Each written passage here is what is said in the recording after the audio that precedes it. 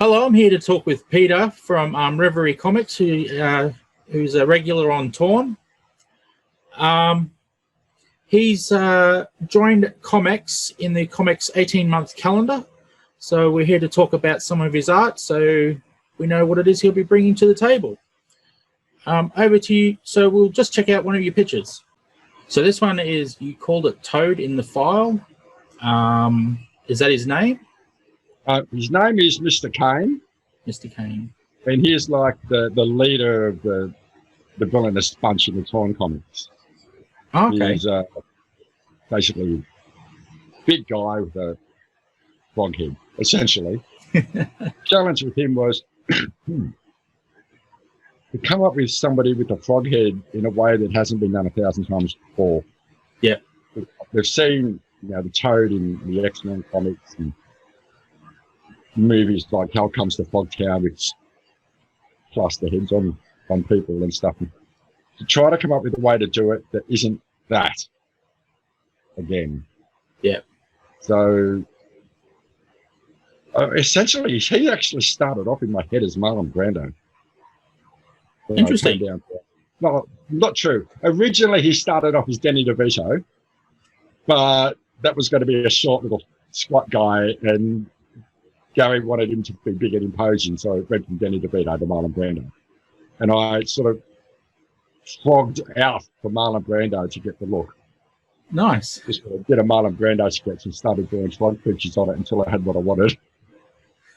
That's so cool. Ended up looking nothing like Marlon Brando, but that was sort of where he started. That's where he started. Cool. And I guess the Cain Toads... I still like the idea of being Danny DeVito, though. Yeah, and the Cain Toad would make it a bit original too, because they're pretty distinct type of toad. So they're distinctly Australian problem, and it's an interesting character from what I know of his backstory, which the comics will explore further as we go. Yep. But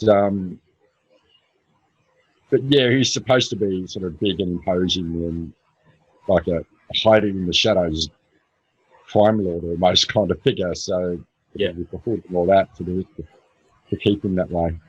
Okay, cool. It was really fun to design. Took a long time to come up with him, and, and a few knockbacks in the design before we had him right. Yeah. Well, it looks really cool here. It looks very what's the word? Imposing? No. Is imposing the right word? Oh no. I'll continue.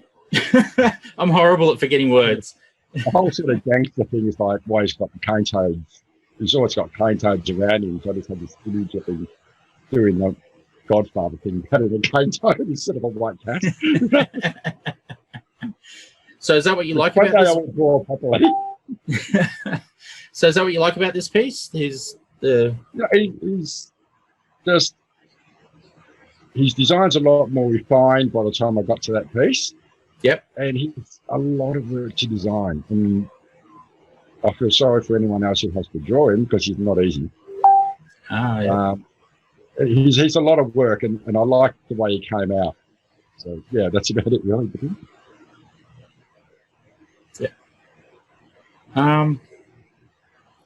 So, I guess that was the challenge, is that he's hard to draw. Is there anything new you had to pick up to do the particular picture?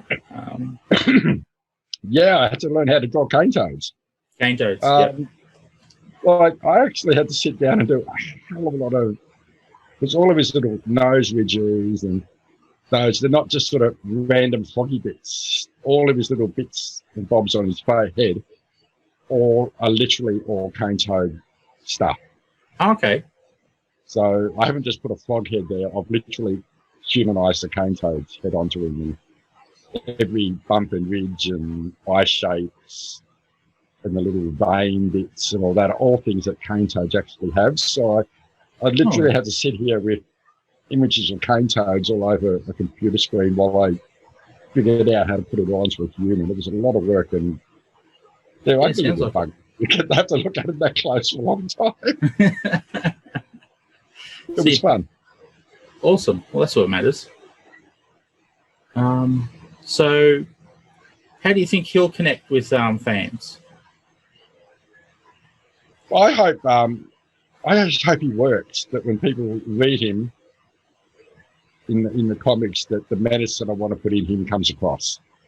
Oh, yeah. And you don't really know that till it comes out. I think it's there in that drawing. I think sort of like the pose and stuff sort of has that about it. Hopefully, when it comes, when he's seen in comics, it all comes out and people will get that impression that he's not somebody you want to mess with.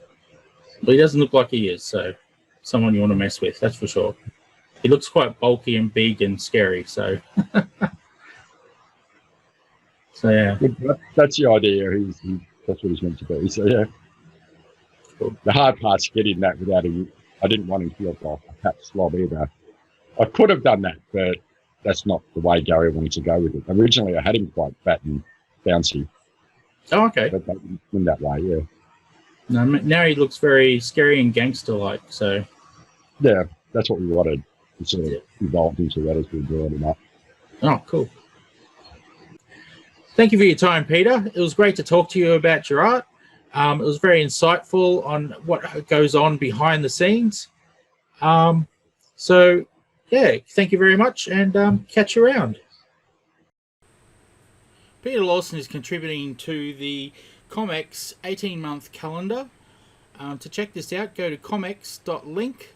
This will take you to Kickstarter pre-launch page where you can get a notification by email when the Kickstarter begins. Thank you for your support, and talk to you later.